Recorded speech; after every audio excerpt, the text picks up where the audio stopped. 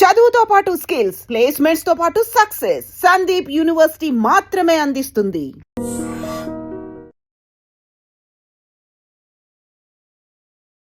Hi hello నమస్తే welcome back to iDream media. నిజంగా మన దగ్గర ఒక 10 లక్షలు ఉన్నాయనుకుందాం. ఆ 10 లక్షలు సరిగ్గా మ్యూచువల్ ఫండ్స్లో ఇన్వెస్ట్ చేసినట్లయితే మనం వెనక్కి తిరిగి చూసుకోవాల్సిన అవసరం లేదు.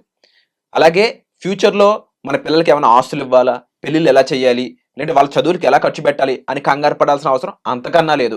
కానీ ఆ ఇన్వెస్ట్మెంట్ ఎంత జాగ్రత్తగా చేస్తే మనం అన్ని రెట్లు అందులో సంపాదించుకోవచ్చు అనమాట.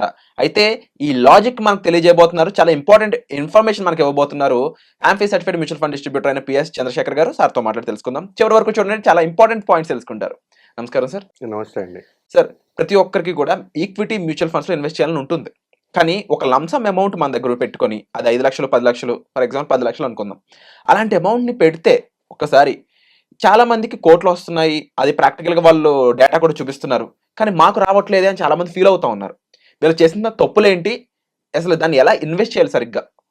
సార్, ఎప్పుడైతే మనం మాట్లాడుకునేది ఏంటంటే ఒక లంసమ్ ఇన్వెస్ట్మెంట్ ఒక 10 లక్షలు కానీ వాళ్ళు ఇన్వెస్ట్ చేయాలనుకునేటప్పుడు ఫస్ట్ వాళ్ళు చూసుకోవాల్సింది ఏంటంటే ఎంత టెన్యూర్లో మనం ఇన్వెస్ట్ చేసి వదిలేద్దాం.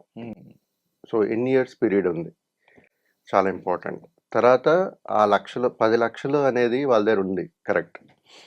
అంటే వాళ్ళ శాలరీ అది సేవింగ్ అమౌంటా, లేకపోతే ఆయన టోటల్ ఉండే అమౌంట్ ఏం ఇన్కమ్ లేదనుకోండి. ఫర్ ఎగ్జాంపుల్ శాలరీ లేదు, బట్ ఓన్లీ 10 లక్షలు ఉంది, ఇన్వెస్ట్ చేయాలనుకుంటాను. అలాంటప్పుడు స్ట్రాటజీ వేరే ఉంటుంది. సోర్స్ ఆఫ్ ఇన్కమ్ ఉంది, 10 lakhs సేవ్ చేసి ఉన్నారు, ప్లస్ ఒక హెల్త్ ఇన్సూరెన్స్ కూడా ఉంది. హెల్త్ ఇన్సూరెన్స్, లైబిలిటీస్, అప్పులు గిప్పులు ఏం లేవు. సో ఈరోజు మనం మాట్లాడుకునేది ఏంటంటే ఒక 10 లక్షలు సేవింగ్ ఉంది, ఆ డబ్బులు లాంగ్ టర్మ్ వాళ్ళకి అవసరం లేదు. ఓకే, అప్పులు లేవు, సోర్స్ ఆఫ్ ఇన్కమ్ ఉంది, రెగ్యులర్ డైలీ లైఫ్ లీడ్ చేయడానికి, ఫ్యామిలీని లీడ్ చేయడానికి. సో ఆ 10 లక్షల్ని ప్రజెంట్ సినారియోలో ఈక్విటీ మార్కెట్లో ఎలా పెట్టాలి అంటే 2026లో గురించి మాట్లాడుతుంటే మన మార్కెట్స్ ఎలాగ ఉన్నాయి, సిచ్యువేషన్స్ బట్టి, మన గ్లోబల్ సిచ్యువేషన్స్ అన్నీ చూసుకుంటూ ఏ విధంగా ఇన్వెస్ట్ చేయాలి అనేది టాపిక్ ఇవాళ. Right sir. 10 లక్షలు మీ దగ్గర ఉందనుకున్నాం, మీరే ఇన్వెస్టర్, 10 లక్షలు మీ దగ్గర ఉందనుకున్నాం. మీరు ఏం చేయాలంటే, ఇప్పుడు మార్కెట్ చాలా వాలటైల్గా ఉన్నాయి, మీరు చూసే ఉంటారు. సెన్సెక్స్ చూస్తే అక్కడే ట్రేడ్ అవుతుంది, 24, 25, 23 అప్స్ అండ్ డౌన్స్ అక్కడే ఉంటుంది. అంటే market is moving side wise, అక్కడే ఉండిపోతుంది. సో ఎవరైతే ఇన్వెస్ట్ ఆల్రెడీ చేసున్నారో, ఎప్పటి నుంచో చేసిన వాళ్ళు ప్రాఫిట్లో ఉన్నారు, బట్ రీసెంట్గా ఎంటర్ అయిన వాళ్ళు ప్రాఫిట్స్ ఏం చూడట్లేదు. సో ఇలాంటి సిచ్యువేషన్స్, గ్లోబల్ సినారియోస్ కూడా ఇంకా వరస్ట్ అయ్యే ఛాన్సెస్ కనబడుతుంది. ఇప్పుడు మన రీసెంట్గా చూసుకుంటే Trump 500% tariff increase, Russian oils ఎవరైతే కొంటున్నారో 500% పెంచుతానంటున్నారు. సో ఇలాంటివన్నీ ఉండేటప్పుడు మార్కెట్ చాలా వాలటైల్గా ఉంటుంది. ఇలాంటప్పుడు మనం వాడవలసిన స్ట్రాటజీ ఏంటంటే, లంసమ్గా ఒకేసారి ఇన్వెస్ట్ చేయకూడదు. అంటే ఎలా చేయాలి అంటే, ఒక 10 సంవత్సరాలు లేకపోతే ఒక 20 years ఉందనుకున్నాం సమయం, వాళ్ళ investment 10 years, 10 to 20 years is a good time to invest, but lump sum కాదు. ఇప్పుడు మనం ఏం చేయాలంటే ఒక స్టాగర్డ్ వే ఆఫ్ ఇన్వెస్ట్మెంట్ చేయాలి. అంటే పెట్టవలసిన పెట్టుబడి 10 లక్షలని ఒక లిక్విడ్ ఫండ్ కానీ, ఒక లో డ్యూరేషన్ ఫండ్ కానీ పార్క్ చేసుకుంటూ, అక్కడి నుంచి ఈక్విటీ రిలేటెడ్ ఫండ్కి, ఈక్విటీ ఫండ్ స్కీమ్స్కి ఎస్టీపీ చేసుకోవాలి. ఓకే. సో చేసేటప్పుడు ఏంటంటే డ్యూల్ బెనిఫిట్. ఒకటి, మీ సేవింగ్స్ అకౌంట్లో ఉండేటప్పుడు మీకేం రిటర్న్స్ రాదు. అంటే లిక్విడ్ ఫండ్లో పెట్టుకునేటప్పుడు ఒక 6 to 7% రిటర్న్ జనరేట్ చేస్తుంది, రైట్. అది కాకుండా సిస్టమేటిక్గా ఒక డెప్ట్ ఫండ్ నుంచి ఒక ఈక్విటీ ఫండ్కి మనం ఎస్టీపీ చేసుకుంటాం రెగ్యులర్గా, మంత్లీ అవనండి, డే అవనండి, ఇది అవనండి. బట్ ఇక్కడ మనం మాట్లాడుకునేది అంటే మంత్లీ గురించి మాట్లాడుతున్నాను నేను. ఎస్టీపీ ఒక కనీసం ఒక 10 months నుంచి 1 year ఎస్టీపీ చేసుకోవాలి. ఈ ప్రజెంట్ సినారియో 2026 అంటే మీరు ఫర్ ఎగ్జాంపుల్ ఒక 10 లక్షలు పెట్టారు, ప్రతి నెల 1 లక్ష రూపాయలు, అంటే 10 నెలల్లో మీ 10 లక్షలు ఈక్విటీకి వెళ్ళిపోతుంది. మీ ఇనిషియల్గా మనం డెప్ట్ ఈ లిక్విడ్ ఫండ్లో పెడతాము. అక్కడ ప్రతి నెల ₹1,00,000 ఎస్టీపీ ఈక్విటీ స్కీమ్లో పెడతాం. ఇలాగ ఇన్వెస్ట్మెంట్స్ చేసుకుంటూ వెళ్తే మనకి మార్కెట్ వాలటాలిటీని బీట్ చేసుకుంటూ కాస్ట్ యావరేజింగ్ చేస్తూ ఒక మంచి నంబర్ ఆఫ్ యూనిట్స్ అనేది అక్యుములేట్ అవుతాయి. అయినప్పుడు ఎప్పుడైనా మార్కెట్ ఈ వాలటాలిటీ అనేది ఎప్పుడు షార్ట్ పీరియడ్లోనే ఉంటుంది, కంటిన్యూస్గా లాంగ్ పీరియడ్ ఉండదు. మహా అయితే ఒక 6 నెలలు, సంవత్సరంన్నర అలాగే ఉంటుంది. సో అందుకే మనం ఏంటంటే ఇక్కడ 10 months నుంచి ఒక 1 year వరకు ఎస్టీపీ చేసుకుంటూ ఈక్విటీ స్కీమ్స్లో ఇన్వెస్ట్మెంట్స్ అనేది స్టాగర్డ్ వేలో చేసుకోవాలి. ప్రతి నెల ₹1,00,000 చొప్పున వెళ్ళిపోతే 10 నెలల్లోనే 10 లక్షలు ఈక్విటీ స్కీమ్లో ఇన్వెస్ట్ చేసినట్టుగా. Right sir. సో ఇది చేసేటప్పుడు మనకు బ్యూటీ ఏంటంటే కాస్ట్ యావరేజింగ్ అవుతుంటుంది, తర్వాత వాలటాలిటీని బీట్ చేస్తూ ఈ కాస్ట్ యావరేజింగ్ అవుతుంది, నంబర్ ఆఫ్ యూనిట్స్ అక్యుములేట్ అవుతుంది. ఎప్పుడైతే మార్కెట్ రికవరీ ఉంటుందో మంచి రిటర్న్ జనరేట్ చేస్తాం.